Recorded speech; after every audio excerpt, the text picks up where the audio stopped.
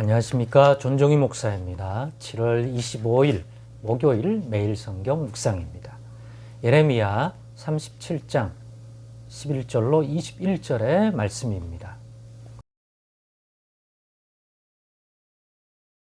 갈대아인의 군대가 바로의 군대를 두려워하여 예루살렘에서 떠나매 예레미야가 베냐민 땅에서 백성 가운데 분깃을 받으려고 예루살렘을 떠나 그리로 가려 하여 베냐민 문에 이른즉 하나냐의 손자요 셀레마의 아들인 이리야라 이름하는 문지기의 우두머리가 선지자 예레미야를 붙잡아 이르되 너가 갈대아인에게 항복하려 하는도다. 예레미야가 이르되 거짓이다. 나는 갈대아인에게 항복하려 하지 아니하노라.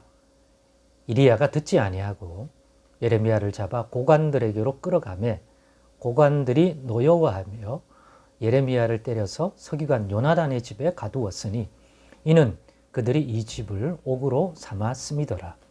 예레미야가 뚜껑 씌운 웅덩이에 들어간 지 여러 날 만에 시드기야 왕이 사람을 보내어 그를 이끌어내고 왕궁에서 그에게 비밀이 물어 이르되 여호와께로부터 받은 말씀이 있느냐? 예레미야가 대답하되 있나이다. 또 이르되 왕이 바벨론의 왕의 손에 넘겨지리이다. 예레미야가 다시 시드기야 왕에게 이르되 내가 왕에게나 왕의 신하에게나 이 백성에게 무슨 죄를 범하였기에 나를 옥에 가두었나이까? 바벨론의 왕이 와서 왕과 이 땅을 치지 아니하리라고 예언한 왕의 선지자들이 이제 어디 있나이까? 내 주 왕이여 이제 청하건대 내게 들으시며 나의 탄원을 받으사 나를 서기관 요나단의 집으로 돌려보내지 마옵소서. 내가 거기에서 죽을까 두려워하나이다. 이에 시드기야 왕이 명령하여 예레미야를 감옥들에 두고 떡 만드는 자의 거리에서 매일 떡 한 개씩 그에게 주게 하매 성중에 떡이 떨어질 때까지 이르니라. 예레미야가 감옥들에 머무니라. 아멘.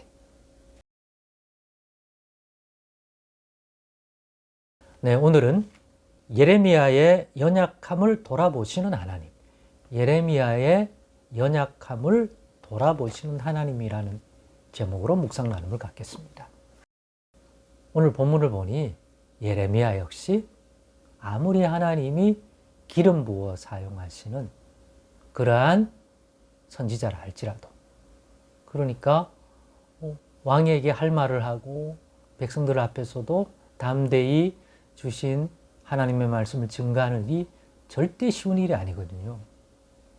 더군다나 이때 주신 메시지가 유다의 왕이나 백성들이 원하는 것과는 전혀 다른 류의 말이기 때문에 들으면 기분 나빠하고 자신들이 원하는 쪽에 말을 안 하니까 미워하고 또 그 내용에 있어서 자기들을 질책하는 하나님의 뜻이 담겨 있는 그런 메시지들이다 보니까 이게 그런 말을 한다는 게 자기 신변에도 어려움을 당할 수 있게 만드는, 백성들을 분노하게 만드는, 그것이 옳은 건 아니지만 본인들이 생각할 때 분노가 일어나는, 그래서 권력을 가진 왕이나 또 다수의 백성들에게 굉장히 어려움을 당하는 그러한 핍박을 받을 수밖에 없는 그러한 것이었는데도 담대히 그 일을 하나님의 뜻을 따라 순종함을 하는 것을 보면 야, 예레미야 대단하다, 용기 있다, 평범한 사람 아니다, 어떤 상황에도 주눅이 잘 들지 않는 그러한 강심장을 가지고 있구나, 이렇게 생각할 수 있지 않습니까? 그런데 오늘 본문은 유난히 예레미야 선지자가 매우 인간적이고, 야, 예레미야도 이렇게 겁먹고, 예레미야도 이렇게 연약하구나, 예레미야도 결국 한 사람이구나, 자기가 감당 못할 어떤 두려움, 상황 속에서는 위축되고 또 두려워 떨고 오늘 본문의 말처럼 야, 자기 살려달라고 왕에게 간곡히 부탁도 하는 이러한 행동을 할 수밖에 없는 사람이구나 라는 생각을 갖게 됩니다. 그런데 중요한 것은 담대하고 용기 있고 하나님의 말씀에 힘입어 담대히 선포하고 그럴 때만 하나님이 함께 해주시고 하나님이 인정해 주시는 게 아니라 방금 얘기했던 오늘 본문의 이러한 예레미야의 위축되고 연약한 모습 속에서도 하나님은 예레미야와 함께 하시고 예레미야가 지금 굉장히 심리적으로나 또 실제적으로 목숨에 위협을 받고 있다는 사실로 인해서 예레미야가 위축되고 두려워하고 연약한 모습을 보일 때 너희는 왜 담대하지 못하고 왜 이렇게 위축되냐? 믿음이 어디 있느냐? 이런 식으로 몰아붙이시는 게 아니라 그의 연약함을 긍휼히 여기시고 돌아보셔서 시드기야 왕에게 부탁한 그 내용을 시드기야 왕이 들어주어서 시드기야 왕의 뜰에 있는 그 감옥에 예레미야를 두게 하는데 이게 예레미야를 핍박하려고 둔 게 아니라 예레미야를 보호하기 위해서 옥에 두고 관리를 하게 된 겁니다, 사실은. 그래서 먹을 것을 계속 공급해 주죠. 즉 시드기야 왕의 마음을 움직여서 하나님이 이 어려운 시기에 예레미야를 보호하게 하신 걸 보니 우리 하나님이 이런 분이구나 하는 생각을 다시 한번 깨닫게 되었습니다. 연약함을 돌아보시는 겁니다. 마냥 예레미야라고 담대한 건 아니죠. 이런 모습을 오래전에 엘리야 선지자에게서도 보게 되죠. 엘리야 선지자 시대는 북이스라엘의 왕인 아합 왕 그리고 그의 부인 바알 신앙의 선지자 리더인 이세벨의 핍박 때문에 너무너무 힘들었는데 감당하다 드디어 지쳐버리고 탈진해서 도망갈 때 너희는 왜 도망가냐? 정죄하고 벌 주는 게 아니라 너도 한계에 다다랐구나 하고 인정해주고 위로해주고 회복시켜 주시는 그런 하나님의 모습과 또한 닮아 있다. 닮아 있는 게 아니죠. 같은 거죠. 예레미야의 이 연약함을 돌아보셔서 예레미야의 간구를 받아주시는구나. 비록 시드기야 왕에게 부탁한 거지만 시드기야 왕이 그걸 받아줄 수 있도록. 왜냐하면 시드기야 왕도 예레미야의 메시지를 싫어하거든요.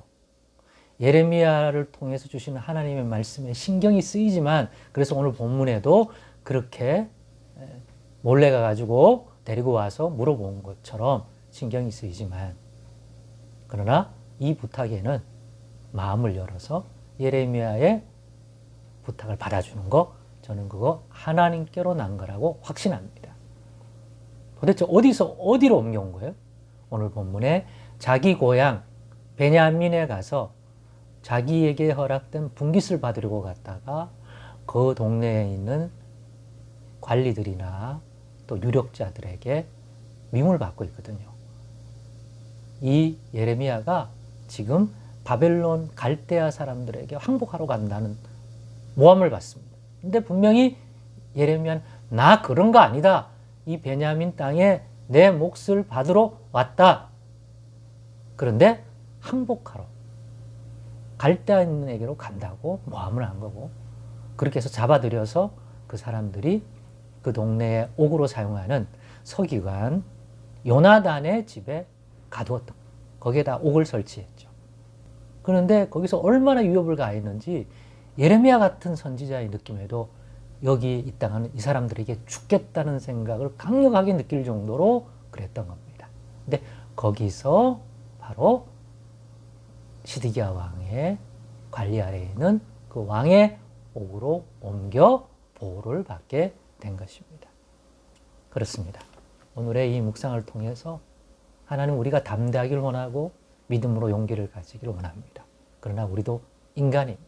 어떤 상황은 나도 모르게 더 두려워하고 힘들어할 수 있는데 그때 그걸 정죄하는 분이 아니라 너도 나름 최선을 다하는데 그와 같은 연약한 모습 보일 때는 긍휼히 여겨주시려고 하는 분이 우리 하나님이다 라고 하는 것 오늘 꼭 깨달으시고 무조건 하나님의 말씀하고 약속하고 지켜주신다고 하는데 그걸 못 믿어서 발생하는 것은 불신앙적인 것이지만 하나님의 일을 감당하고 하기 위하지만 이런 상황을 맞이해서 그것이 주는 두려움, 자기가 감당하기 어려운 그러한 위기의식 하나님 긍휼히 여겨주신다 하는 것들 꼭 깨달으시고 우리에게 그런 분이 계시다 하는 것 오늘도 믿음으로 의지하고 살아가도록 하십시다.